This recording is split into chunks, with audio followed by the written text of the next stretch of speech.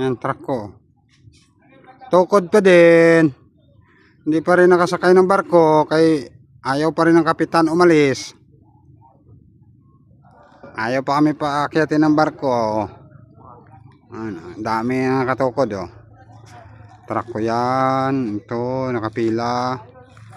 Tapos ito pa. Tapos doon sa dulo, napakahaba ng pila doon hanggang sa loob ng pier oh. Hanggang yan sa loob ng pier na.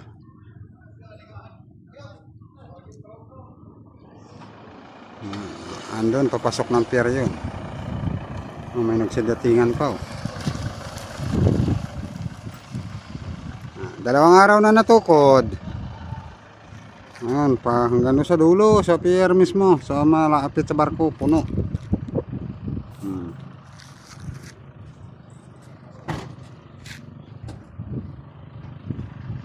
Hindi pa nakasakay talaga.